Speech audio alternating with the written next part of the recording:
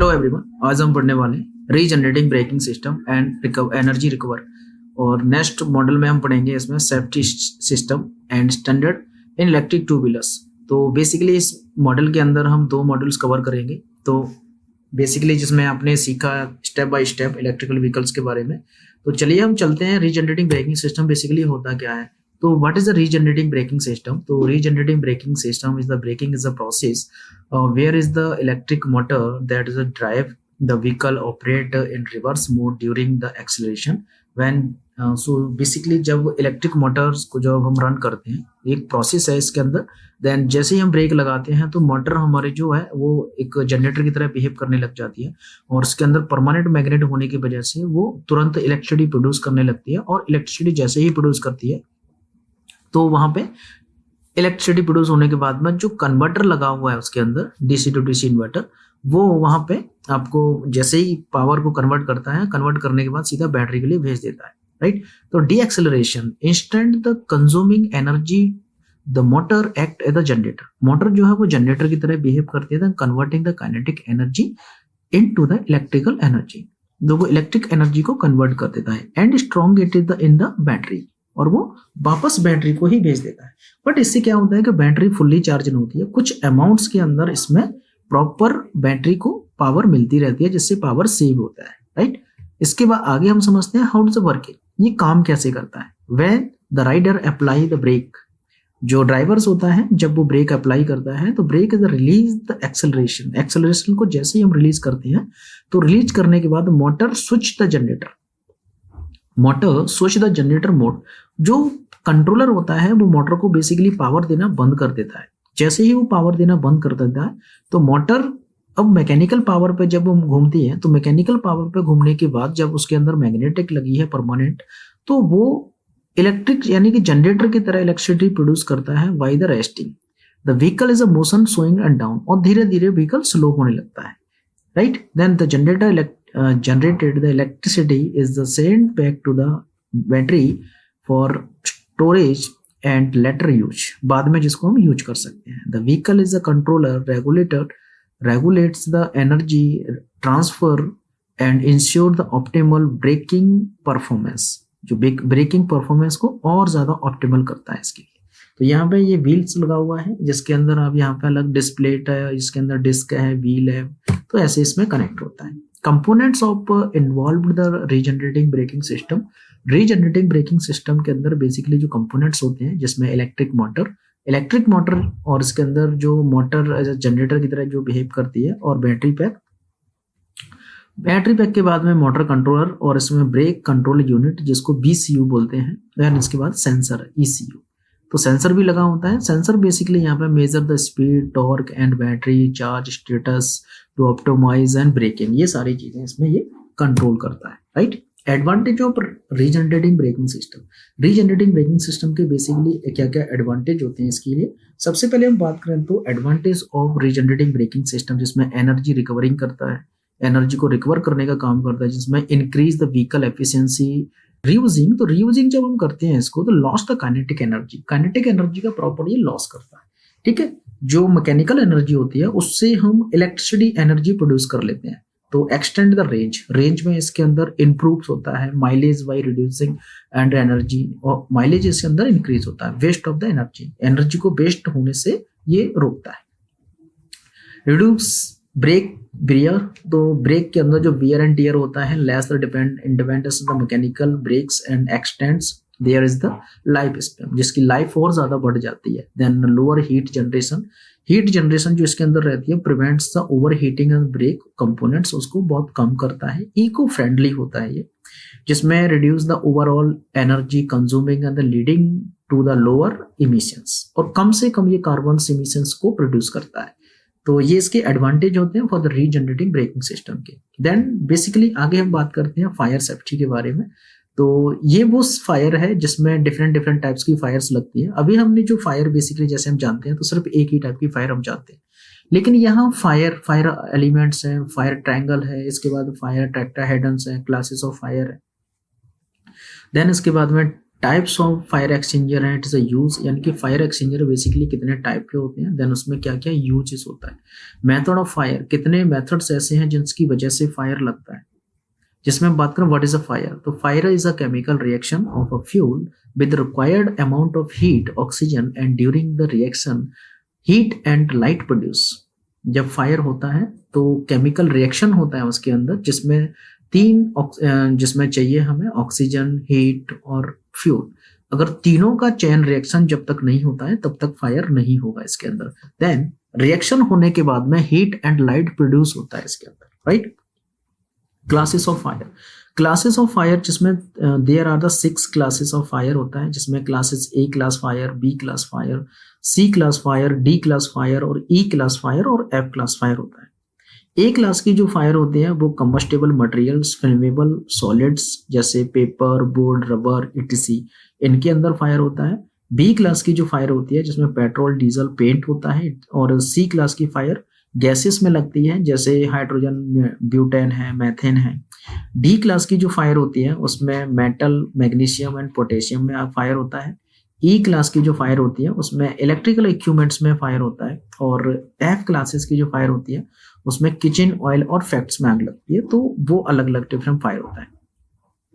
Fire को control करने के लिए हमारे पास फायर एक्सचेंजर होते हैं, जिसमें डिफरेंट टाइप्स के फायर एक्सचेंजर्स हम यूज करते हैं, जैसे वाटर है, फोम है, ड्राई पाउडर स्टैंडर्ड है, कार्बन डाइऑक्साइड है, CO2 जिसको हम बोलते हैं, वेट केमिकल है इसके अंदर। तो अलग अलग फायर एक्सचेंजर हम यूज करते हैं। आज हम समझते हैं बेसिकली द फायर सेफ्टी के अंदर the water type of the fire exchanger. Water type the fire exchanger जो रहता है, water exchanger is are the most common use of fire exchanger. लेवल कलर कोड इसका ब्राइट होता है, रेड रहता है इसका। देन यूज करते हैं इसको और जो ऑर्गेनिक मटेरियल्स होते हैं, पेपर, बोर्ड इटीसी। और do not use for the fire involving and electrical equipment, kitchen, fire, flammable and gas liquids, इनके लिए इसको हम यूज नहीं करते हैं। फायर, इसमें फोम टाइप फायर एक्सचेंजर आता है। फोम टाइप फायर एक्सचेंजर होता है, उसको हम most commonly use this fire extinguisher B classes की fire. B classes on A classes की फायर को दोनों में ही इसको यूज करते हैं। इसको क्रीम कलर होता है इसका, यूज करते हैं ऑर्गेनिक मटेरियल जैसे पेपर है, कार्डबोर्ड है, आल्सो पेंट है एंड पेट्रोल है। डू नॉट यूज, अगर इसको यूज नहीं करना, जैसे किचन फायर है, फायर इन्वॉल्विंग है, तो वहां इसको यूज नहीं करना है। नेक्स्ट है इसके अंदर ड्राई पाउडर फायर एक्सचेंजर।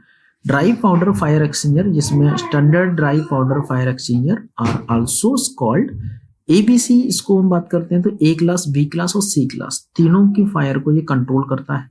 इसका कलर कोडिंग जो लेवल होता है वो ब्लू कलर का होता है। और यूज इसको हम करते हैं organic materials, paper, cardboard, woods, इसके बाद कार्डबोर्ड हो गया, वुड हो गया, फ्लेमेबल लिक्विड गैसेस, LPG, वहां हम इसको यूज करते हैं। Do not use for this fire involving cooking oil and fire involving electrical equipment over 100 voltage, वहां इसको यूज नहीं करना होता है। नेक्स्ट फायर एक्सचेंजर आता है CO2, carbon dioxide.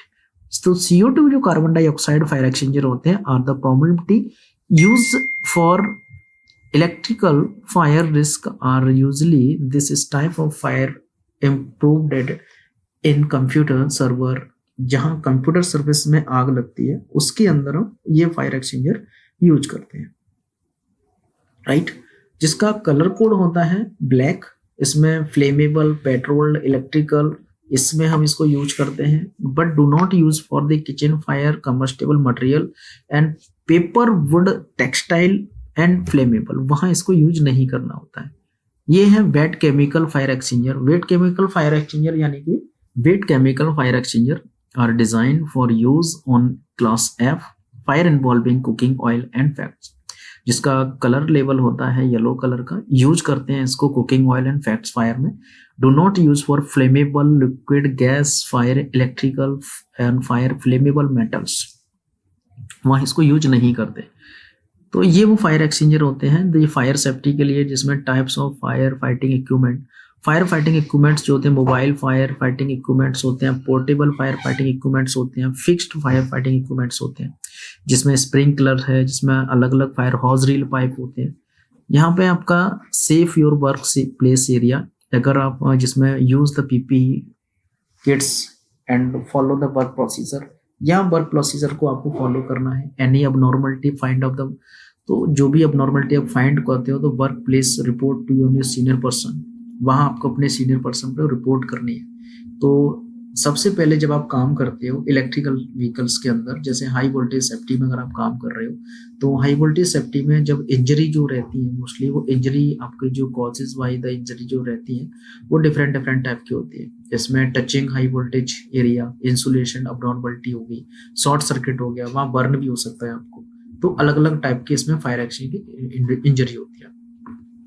High voltage में जो सिचुएशंस होती हैं वो किस तरीके से आपकी सिचुएशंस रहेंगी, जिसमें direct touching on one side of high voltage circuit, high voltage को आप डायरेक्ट टच कर लेते हो। ग्राउंडिंग में अगर आप खड़े हो मोस्टली, जहाँ पे नेगेटिव आपका अर्थिंग नहीं हुआ, वहां पे आप नो रिस्क होता है। Touching the negative body, grounding and side, then high voltage circuit, तो वहां पे भी आपको नो रिस्क होता है, क्योंकि when high voltage insulated resistance and decreased, high voltage का जो इंसुलेशन होता है वो touching the high voltage positive and grounding earthing अगर आप कर लेते हो, तो वहां पे आपको पॉसिबिलिटी होती है कि आपको शॉर्ट सर्किट यानी कि शॉर्ट झटका लगेगा। Direct touching both side, high negative and positive side and high voltage circuit, दोनों को ही अगर आप यहाँ पे टच कर लेते हो तो आपको यहाँ पे करंट, तो यहाँ पे आपको करंट भी लगेगा, झटका भी लगेगा, और आपकी डेड यानी कि डेथ भी हो सकती है। तो वो चीजें आपको ध्यान रखनी है।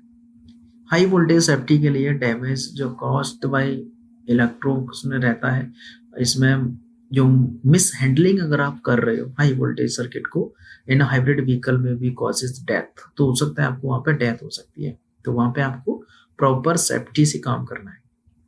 तो हाई वोल्टेज जहाँ पे कॉपर रहता है, ह्यूमन बॉडी जो रेजिस्टेंस होती है वो 500 ओम्स ही इसमें झेल सकती है। तो बेसिकली ये 5 ओम यानी कि 1.3 एम्पियर तक करंट हम अपनी बॉडी झेल सकती है। इससे ज्यादा करंट अगर आपको लगता है तो डेफिनेटली आपको जहाँ पे शॉर्ट सर्किट, झटका कुछ भी लग सकता है, राइट। हाई वोल्टेज सेफ्टी में जैसे जो ग्लव्स को हम टेस्टिंग करते हैं, जिसमें प्रोसीजर होता है when working the high voltage system the before servicing, गाड़ी की जब सर्विस करने से पहले आप हाई वोल्टेज ग्लव्स को जब चेक करते हैं, तो हाई वोल्टेज सिस्टम जिसमें inspect the insulation gloves, insulation का जब आपको चेक करना होता है, तो before using insulated gloves be sure to check them for crack, tear and other types of damage the performing the following the procedure. अब process इसका क्या होता है, फर्स्ट नंबर पे ग्लव्स को हमें सीधा करना है, सीधा करने के बाद place the gloves on the side and roll the opening upon the 2 to 3 times, इसको ओपनिंग करना है। इसको राउंड अप करने के बाद में fold the opening the half gloves and उसमें करने के बाद क्लोज इट, इसको बंद करना है हाफ। बंद करने के बाद में फिर कान के पास इसको आपको कंफर्मेशन करना है कि there is no air leak, इसके अंदर अगर कोई लीकेज नहीं हो रहा है तो ओके है, और लीकेज हो रहा है तो वो ओके यानी कि यूज करने के लायक ग्लव्स नहीं है, राइट।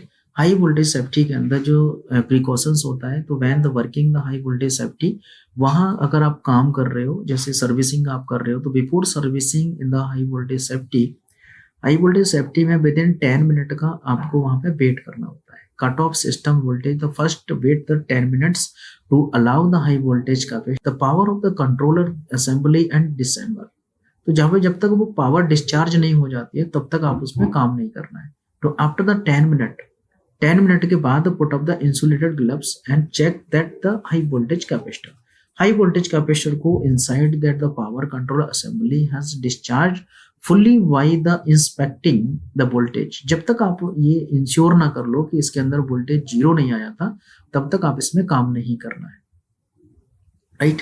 तो ये चीज आपको समझना बहुत जरूरी है।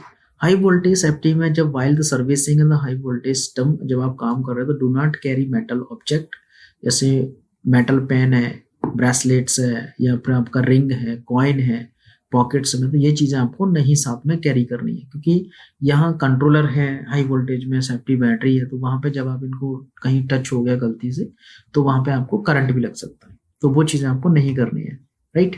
प्रोसीजर व्हेन द सर्विसिंग, जब सर्विस आप कर रहे हो, तो well working the high voltage system, जब हाई वोल्टेज पे आप काम कर रहे हो, तो ग्लव्स इंसुलेशन मटेरियल्स के टूल्स को ही यूज करना होता है आपको, विदाउट इंसुलेशन मटेरियल्स के टूल्स यूज नहीं करने हैं यहाँ पे।